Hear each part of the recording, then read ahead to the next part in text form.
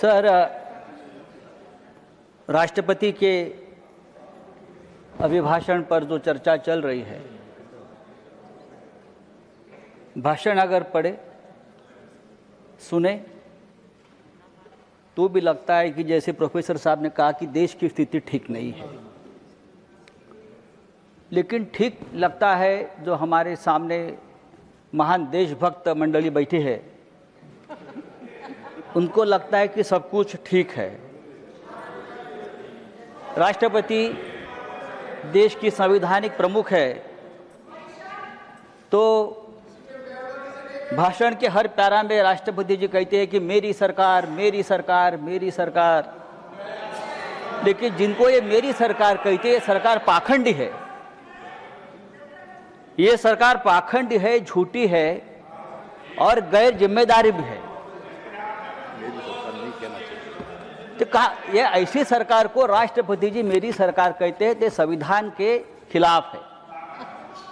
जो सरकार गैर संवैधानिक तरीके से बैठी है हर राज्य में, सर इस देश में मैं यहां से सुन रहा था डेमोक्रेसी की बात करते, कहां डेमोक्रेसी देश में बची है? न जुडिशरी है, न सोशल जस्टिस है। हाई कोर्ट और सुप्रीम कोर्ट सरकार की कठपुतलियां बन गई है। कहां न्याय मिलता है? चुनाव आयोग जो देश का है वो भारतीय जनता पार्टी की प्राइवेट लिमिटेड कंपनी बन गई है। कहां न्याय मिलेगा आपको? सोनम वांगचुक कहां है? सोनम वांगचुक कहां है? आप देशभक्त है ना, आप मुझे बताइए सोनम वांगचुक का क्या हुआ? उनकी हालत क्या है? क्या वो जिंदा भी है? मुझे मालूम नहीं, कहां है वो? देखिए उनका अपराध क्या है? उनका अपराध है कि हमारी जमीन चीन ने कब्जा कर ली है, ये बात उसने कह दी, तो उसको देशद्रोही बताकर जेल में डाल दिया। क्या ये डेमोक्रेसी है? मुझे लगता है सर ये डेमोक्रेसी की व्याख्या, डेफिनेशन नहीं है। राष्ट्रपति के भाषण में वही घिसी पिटी घोषणाएं हैं। नई बात क्या है आप मुझे बताइए। इतने साल से हम देखो गरीबों को सबसे ज्यादा रोजगार देने वाली मनरेगा, आपने नाम तो बदल दिया, लेकिन रोजगार की गारंटी भी आपने कम कर दी है। किसानों को रोजगार मिलता था वो गारंटी आपने कम कर दी। हमारे मराठवाड़ा, महाराष्ट्र में मराठवाड़ा में 2025 में 3000 किसानों ने आत्महत्या की है। 3000।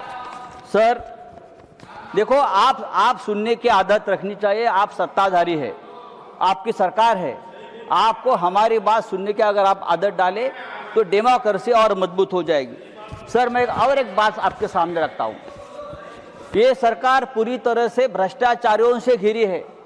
पूरे देश भर के भ्रष्टाचारी एक साथ लाकर अपने सरकार बनाते हैं, सरकार तोड़ते हैं, सांसद को विधायक खरीद लेते हैं। हम चुनकर लाएंगे, आप रेडीमेड खरीद लेंगे। पहले नेताओं को हम बनाते थे, अब नेताओं को हम खरीद लेते हैं। यह आपकी डेमोक्रेसी है। सर आज मुझे अजित पवार जी की याद आ रही है। फिर हमारे बड़े नेता थे महाराष्ट्र के, आपके साथी भी रहे हमें आज बहुत सालों से, 3 साल से। दुर्भाग्यपूर्ण तरीके से उनकी मौत हो गई। आज भी हम लोग सदमे में है कि ये कैसा हो गया। इतना एक दमदार आदमी, जिस तरह से उनकी मौत हो गई, दुर्घटना हो गई, आज भी हम लोग सदमे में। अजीत टाइम में खत्म हो गया, ठहरो सर। अजीत पवार के ऊपर 70,000 करोड़ के सिंचाई घोटाले का आरोप किया था आपकी सरकार ने, आपकी सरकार ने किया, लेकिन वो भारतीय जनता पार्टी के साथ आ गए और पवित्र हो गए। 15 जनवरी को अजित पवार जी ने एक बयान दिया था। 15 जनवरी को अजित पवार ने बयान दिया था और भारतीय जनता पार्टी को एक जवाब दिया था। आप सब्जेक्ट के बाहर क्या कहा था कि अगर आप सिंचाई घोटाले का आरोप करते हो, ये विषय नहीं है, सिंचाई घोटाले का आरोप करते हो तो सिंचाई घोटाले का पैसा हमने नहीं खाया है। भारतीय जनता पार्टी ने भी इस सिंचाई घोटाले में जमकर पैसा खाया है और भारतीय जनता पार्टी की फाइल मेरे पास है। ये अजित पवार का बयान 15 जनवरी को आया है। और उसके बाद 10 दिन बाद अजित पवार की विमान दुर्घटना में मौत होती है। देखिए, मैं आरोप नहीं कर रहा हूं, लेकिन ये मौत रहस्यपूर्ण है। आपके ऊपर आरोप किया, फाइल कहां है?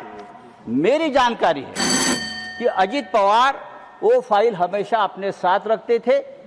जब मुंबई से वो निकले बारामती में, तब भी वो फाइल उनके पास थी और आधे घंटे में अजित पवार जी की दर्दनाक मौत हो गई।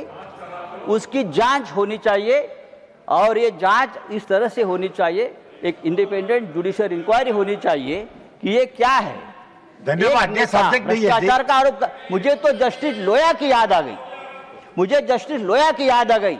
जब अजित पवार का एक्सीडेंट मैंने देखा तो मुझे जस्टिस लोया की याद आ गई। क्या इस प्रकार का कोई हादसा तो नहीं होगा? देखिए, सुनने की आदत रखो। ये डेमोक्रेसी है, आप सुनने की आदत रखो। सर, आपकी सरकार अगर डेमोक्रेटिक तरीके से धन्यवाद आई है। धन्यवाद सर, 1 मिनट दीजिए। नहीं, 1 मिनट भी नहीं है अभी। सर, हाउस एडजॉर्न करना है। सर, समाप्त कीजिए। ये सरकार हिंदुत्व की बात करती है, लेकिन इस देश में सबसे ज्यादा तकलीफ में अगर कोई होगा तो हिंदू है। इंदौर में हिंदू गंदे पानी पीकर मरता है। लखनऊ में हिंदू कप सिर्फ पीकर मरता है और बांग्लादेश में हिंदू को मार दिया जाता है। और देश के प्रधानमंत्री और देश की सरकार उसके ऊपर चुप बैठी है। सर, आदरणीय राष्ट्रपति जी ने अगर इस बात का जिक्र किया होता तो हम बहुत आपके स्वागत करता। धन्यवाद। Now special mention